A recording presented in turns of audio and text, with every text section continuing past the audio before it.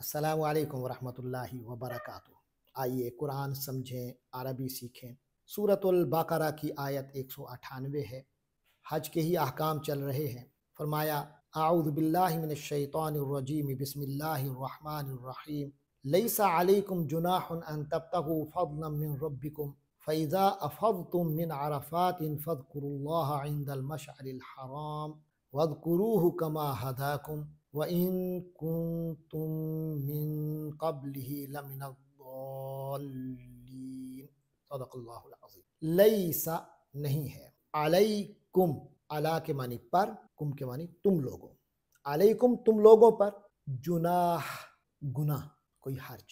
लैसा अलैकुम जुनाहुन, तुम लोगों पर कोई गुनाह नहीं है, अन के तब तगू, ये इब्तिगा है। इब्तिगा के मानी तलाश करना, चाहना। इब्तगा उसने तलाश किया, उसने चाहा। यब तगी वो चाहता है, वो तलाश करता है। तब तगी तू तलाश करता है, तब तगूना तुम सब तलाश करते हो। अन तब तगू कि तुम तलाश करो, कि तुम चाहो। लैसा अलैकुम जुनाहुन अन तब तगू, तुम्हारे लिए ये गुनाह नहीं है कि तुम चाहो, यानी तुम्हारा ये चाहना, ये तलाश करना गुनाह नहीं है।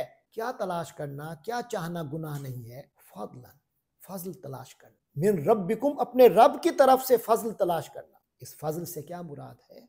वो रिस्क, वो रोज़ी, वो माल जो हलाल तरीके से मिले और बाहमी किसी लड़ाई के बगैर बाहमी रजामंदी से मिले, हलाल हो और बाहमी रजामंदी से हो, जो मिले वो फज़ल है। तो फरमाया तुम पर ये गुनाह नहीं है अन तब्तगू फज़लन मिन रब्बिकुम, कि तुम अपने रब का फज़ल तलाश करो। यानी हज के दौरान कुछ हजरात जो अल्लाह के रसूल सल्लल्लाहु अलैहि वसल्लम ने और कुरान की जो भी आयत आई हैं, गुज़श्ता आयत आपने सुना कि उनमें बार बार तकवे की बात की गई थी। तो सहाबे किराम जो हुजूर पाक के हर हुक्म को, अल्लाह के हर फरमान को अपने लिए हिर्ज़े जान बना लेते थे, तो बड़े मोहतात हो गए, क्योंकि तकवे का हुक्म बार बार आ रहा था कि हज के सफ़र में जो है अब किसी किस्म का कोई कारोबारी काम नहीं होना चाहिए, कोई मजदूरी नहीं की जा सकेगी, कि उसमें एक दुनियावी, एक माईशत का मामला है, एक माशी मामला है। तो बड़े मोहतात हो गए। तो यहाँ अल्लाह इजाज़त दे रहे हैं, फरमाए इसमें कोई हर्ज नहीं है, कोई गुनाह नहीं है।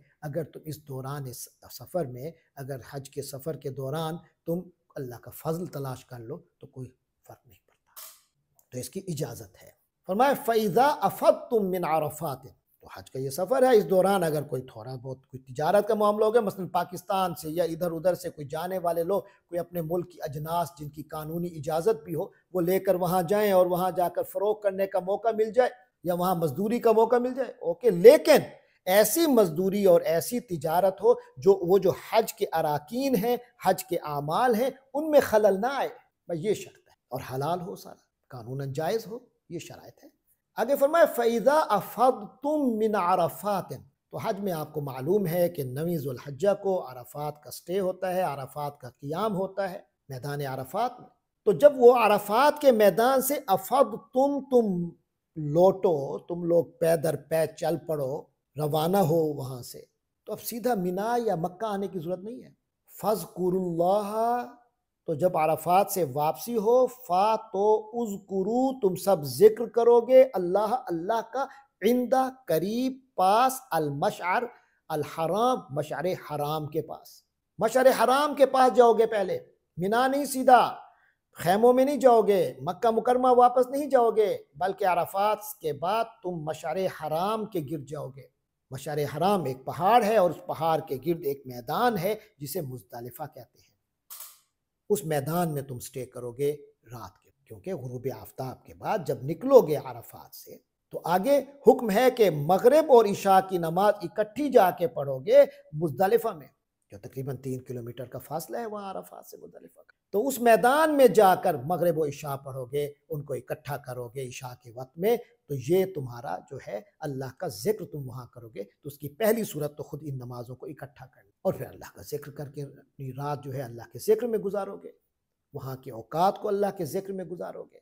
आगे फरमाया वज़्कुरूहु, और उसको यानी अल्लाह को याद रखो, अल्लाह का जिक्र करते रहो, कमा, जिस तरीके से, हदा, हिदायत दी, कुम, तुम्हें, اللہ نے جس طرح تمہیں ہدایت دی ہوئی ہے، جس طرح تمہاری رہنمائی کی ہے، ذکر کی اپنے رسول کے صلی اللہ علیہ وسلم کے ذریعے سے، اس طریقے سے اللہ کا ذکر کرو گے۔ اپنی طرف سے کوئی نیکیوں کے اور اپنی طرف سے کوئی بدعات نہیں پیدا کرو گے، نئی ایجادات نہیں کرو گے۔ اللہ نے جس طرح، اللہ کے رسول نے جس طرح تعلیمات دی ہیں، اس کے مطابق اس دائرے میں رہ کر ذکر کرو گے۔ کیونکہ جو عرب کے جو مشرکین تھے، ان کا جو طریقہ کار تھا، وہ حج کرتے تھے، تو وہ لوگ عام طور پہ یا تو مزدلفہ کی طرف، تو وہ جو ہے مزدلفہ میں جب وہ آتے تھے تو یہاں ان لوگوں کا یہ معاملہ ہوتا تھا کہ یہاں راتیں جو بس چوں ہی پہنچے مزدلفہ میں تو جناب آگ روشن کی رات میں، اور مجلسیں لگائیں اور شعر و شاعری کی اور اپنے آباء و اجداد کا تذکرہ کیا اور ان کے مفاخر بیان کیے۔ تو اس انداز میں رات کو گزارتے تھے۔ فرمایا وَاذْكُرُوهُ، اس اللہ کو یاد کرو، اور کس طرح کرو؟ کما، جس طرح ہدا، اس نے ہدایت دی ہے، کم تم لوگوں کو، وَإِن كُنتُمْ، اگرچہ کنتم تم لوگ تھے، من قبل ہی، اس سے پہلے، اس ہدایت کے آنے سے پہلے، اس رہنمائی کے آنے سے پہلے، لَمِنَ الضَّالِّينَ، لام تاکید کے لیے ہے، من کے معنی ہے میں سے، الضالین سورۃ الفاتحہ میں پڑھ چکے، وَلَضَّالِينَ، اے اللہ ہمیں نہ بنانا الضالین، گمراہوں میں سے۔ تو فرمایا لَمِنَ الضَّالِينَ، تم لوگ تو گمراہوں میں سے تھے، اگرچہ تم لوگ من قبل، اس سے پہلے گمراہوں میں سے تھے، غلط اعمال ہوتے تھے، لیکن اب اللہ نے تمہیں ہدایت دی ہے، لہٰذا اس ہدایت کے مطابق اللہ کا ذکر کرو گے اور ان اعمال کو ویسے بجا لاؤ گے۔ اللہ تبارک و تعالی ہمیں تمام عبادات اپنی رضا کے مطابق ادا کرنے کی توفیق عطا فرمائے۔ وآخر دعوانا ان الحمد للہ رب العالمین۔